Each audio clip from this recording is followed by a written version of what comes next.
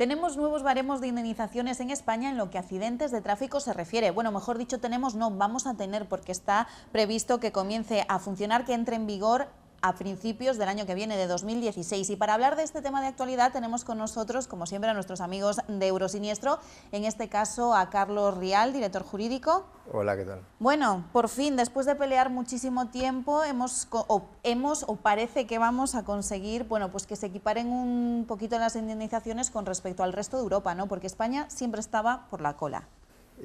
Sí, pero bueno, de todas formas no lo des por hecho, porque lo que hay ahora es un proyecto que está en el Congreso de los Diputados y en caso de que se disuelvan las Cortes para convocar nuevas elecciones no se aprobaría, con lo cual se quedaría todo en agua de borrajas. Pero bueno, la previsión está en que si antes de que se disuelvan las Cortes se aprueba y de momento está siendo sometido a algún tipo de reformas, porque hay presentadas algunas enmiendas, pues que entre en vigor a partir del 1 de enero, del 2 de enero de 2016. Bueno, un proyecto de ley que está bastante consensuado por el momento, ¿no? Que ha hecho partícipe a las víctimas de los accidentes y también ha hecho partícipe, obviamente, a la otra parte, a las compañías aseguradoras. Bueno, sí, eso es lo que nos están intentando transmitir. La verdad es que durante mucho tiempo fue lo que se nos dijo fue esto, pero una vez que se ha puesto negro sobre blanco y hemos tenido conocimiento de cuáles eran los avances y retrocesos del baremo, pues mucha gente se ha quedado desencantada, entre ellos nosotros, porque lo que se prometía como un avance hacia lo que sería una equiparación de un baremo europeo de indemnización, pues vemos que ha sido un paso en falso. Es cierto que ha sido, en cierto modo, un paso adelante, pero como dicen algunos expertos en la materia, es un paso de pigmeo, es decir, el paso es muy pequeño y solo realmente se van a ver favorecidos ciertos sectores de la población, mientras que el resto, incluso algunos, van a salir perjudicados.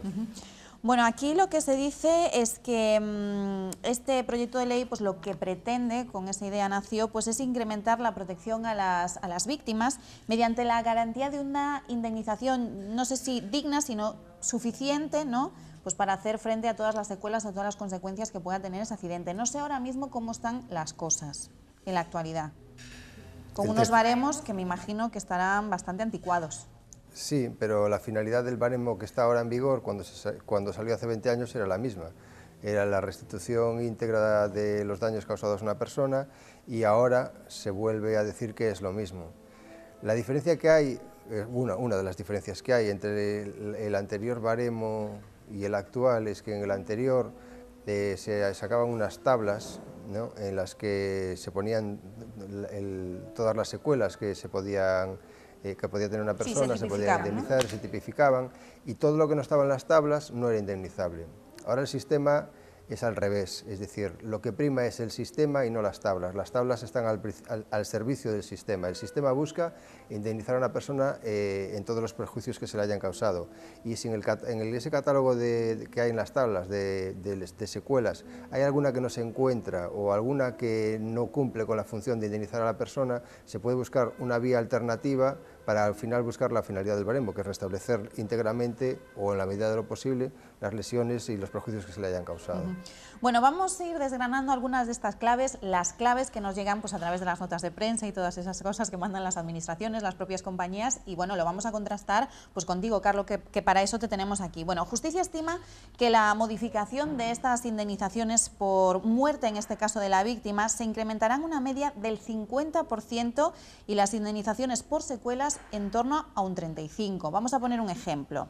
La indemnización, por ejemplo, por la muerte de un padre de familia con ingresos netos anuales de unos 38.000 euros, que deje viuda y 3 hijos menores de 12 años, pasará de los 335.500 euros actuales, 335.500, a los 671.000. Puede ser. Esto es lo que dicen. Puede ser. ¿Qué te parece? Tú la realidad. Me parece que puede ser. ¿Sí? Lo que pasa es que lo que no te cuentan en esa nota es el nivel de ingresos que tiene la persona. Es decir, el baremo este proyecto de baremo va a ser realmente justo con las personas que perciben, primero, que sufren un daño o unas secuelas muy grandes o la pérdida de un familiar, y se les va a compensar mucho mejor económicamente en función de la cuantía de la pérdida de ingresos que tenía la persona que ha fallecido. Entonces, ahí sí que se van a conseguir incrementos de indemnizaciones muy considerables a los grandes lesionados y a las personas que fallecen que tenían un nivel adquisitivo medio alto. Pero es que por contra, las personas que tienen lesiones leves o tienen una percepción económica, unos ingresos más bajos, el incremento que pueden llegar a conseguir no es prácticamente el doble, como en ese ejemplo que me acabas de poner. Entonces, esa es una de las cosas con las que, por ejemplo, nosotros desde Eurosiniestro no estamos de acuerdo. Es decir, o sea, se quedan un poco desprotegidos la gente con menos ingresos, ¿no?, por así decirlo. Se queda desprotegida la gente con menos ingresos y se queda desprotegida y prácticamente no avanza nada la gente que tiene lesiones leves. Entonces, ese incremento del coste medio de las lesiones que se anuncia desde UNESPA, desde algunos sectores, nosotros no nos lo creemos. Y te pongo un ejemplo muy claro. En el año 2014 en España hubo 100.000 lesionados de accidentes de tráfico, pero solo 800 fueron graves, es el 0,8%. Entonces, ese 0,8% de esos lesionados sí van a sufrir, sí van a ser recompensados justamente, además, es decir, en unas indemnizaciones que son reales y que se aproximan a lo que realmente deberían cobrar. Pero es que a los otros 100.000 el incremento va a ser o nulo, o en algunos casos retroceso, o muy escaso. Bueno, pues seguimos desvelando más cosas. Por ejemplo, se habla de que las nuevas condiciones de esta indemnización tendrán en cuenta no solamente los ingresos netos de la víctima, sino también las tareas, por ejemplo, en el hogar, si es pues eso, ama de casa o si tiene labores que hacer en casa, o la pérdida de capacidades futuras de menores o estudiantes a los que también corresponderá una cuantificación en términos económicos. Sí y no.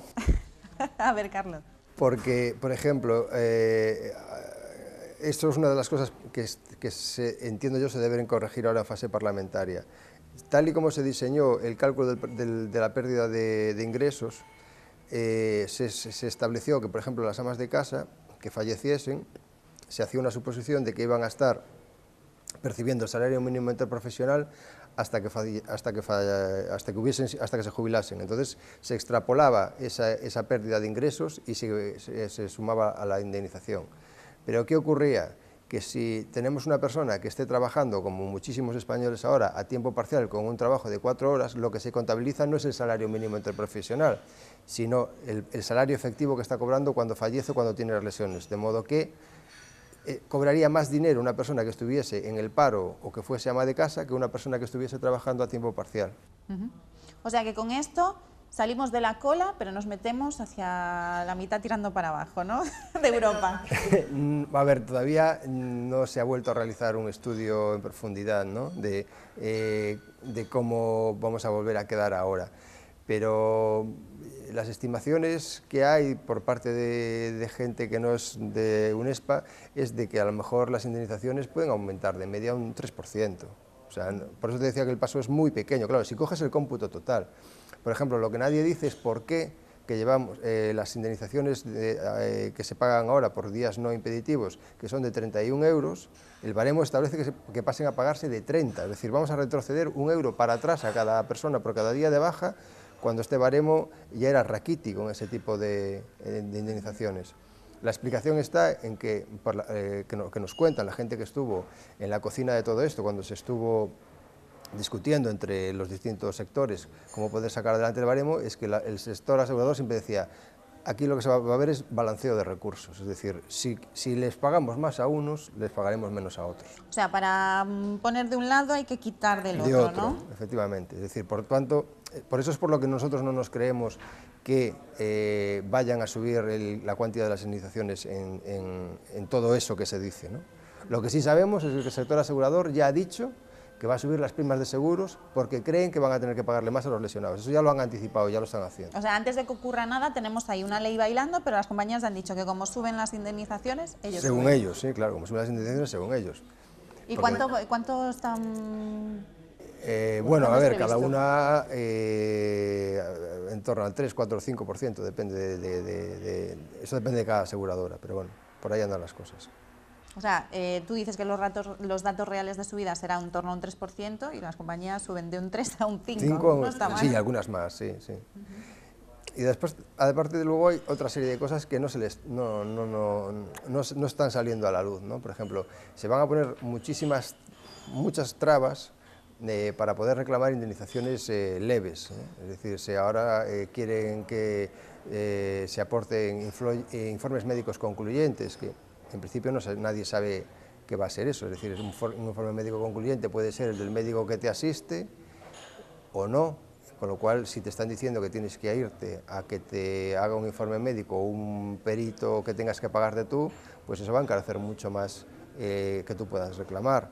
Quieren vincular las lesiones a las periciales biomecánicas, algo que ya llevan haciendo desde hace tiempo, pero que no les está dando resultado, porque la mayor parte de las veces los jueces se las desestiman. Pues ahora han introducido el término de la biomecánica en la ley, en el texto del baremo, es decir, y la biomecánica, bueno, pues se puede interpretar de una forma o de otra en función de si se quiere considerar que el accidente, el golpe por detrás, biomecánicamente es suficiente para considerarse que genera una lesión cervical o no, y haya que acudir de nuevo a aportar otra pericial de un perito biomecánico, lo cual volvería a encarecer mucho más la indemnización para los lesionados, sobre todo de las lesiones leves. Entonces, claro, si tú a los que son los 100.000 que te decía antes le pones muchísimas trabas para poder reclamar, al final vas a pagar muchísimo menos, porque muchos desistirán.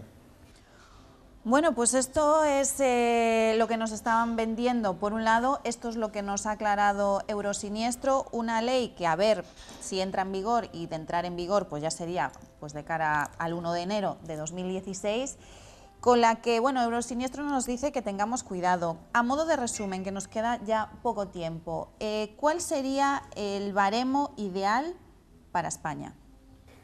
Pues para nosotros el baremo ideal para España sería el que tiene Francia, por ejemplo, o el que tiene Italia, o ya no te digo el que tiene Alemania. ¿Por qué? Pues porque las primas de seguro que pagamos nosotros aquí son similares a las de ellos. Entonces, si pagamos unos recibos por los seguros similares a las de ellos, lo lógico es que se nos pague o se nos indemnice de una forma parecida. Entonces, las indemnizaciones en Francia pueden llegar a ser de más del doble de lo que son aquí. Y yo, la verdad, es difícil comprenderlo. Es decir, de hecho, a las aseguradoras españolas les genera muchísimos problemas cada vez que viene un extranjero, por ejemplo, de turismo, tiene un accidente en España y terminan litigando en su país, porque saben que el baremo de indemnización de su país es muy superior al de aquí.